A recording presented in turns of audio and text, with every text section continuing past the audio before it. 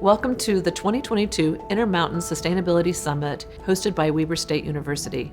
I'm Tammy Bostic. I'm the Director of Utah Clean Cities, and I'm really happy to be here today to talk with you about alternative fuels.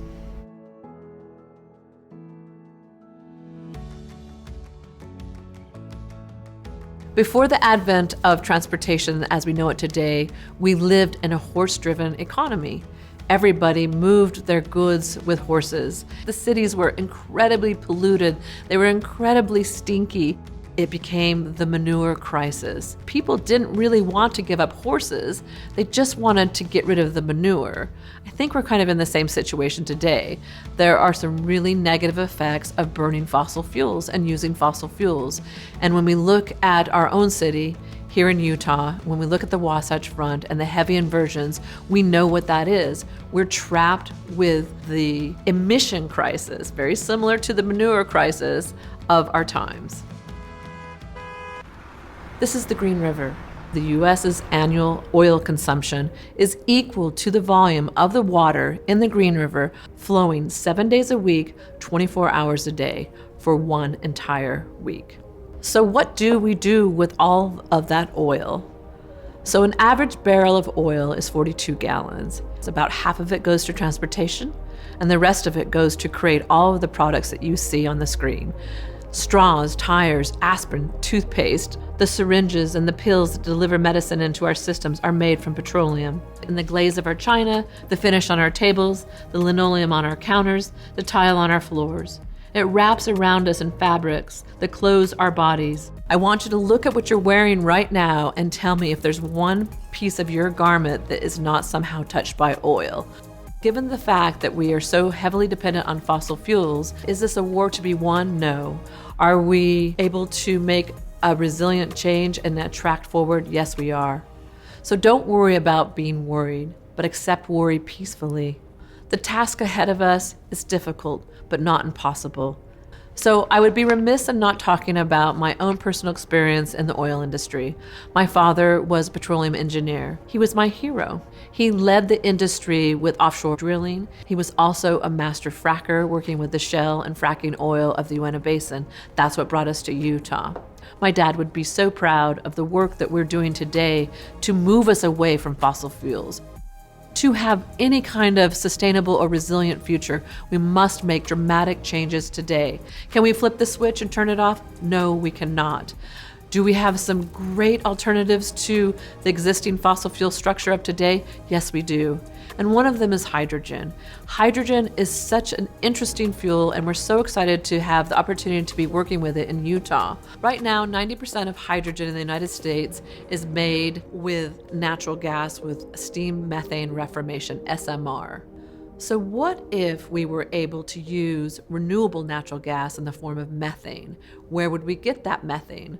Landfill, agribusiness, and also other forms of biomass. Right now we have an opportunity, and it's happening in Utah, the invasive species of juniper and pinyon. There are 4,000 acres that are currently under contract to be turned into biochar. We also have all of the tremendous amount of beetle kill. So beetle kill trees can be turned into biochar. From the biochar, one of the main byproducts is hydrogen. We're able to extract that hydrogen and compress it and put it into a tank and have a virtual pipeline of hydrogen. These are really incredible opportunities. It's innovative, it's exciting. Biochar is also an incredible soil amendment which helps with agriculture and carbon sequestration. Also, when we look at crops, almost everything you can imagine that grows could be a feedstock for hydrogen. We can look at everything from walnut shells to grasses and something that has been plaguing many of our waterways, green algae.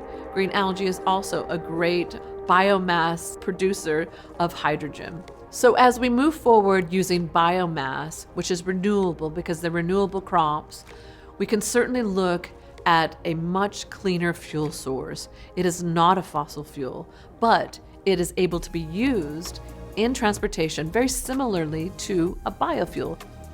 So now we've talked about the biomass pieces. I want to kind of focus back on methane.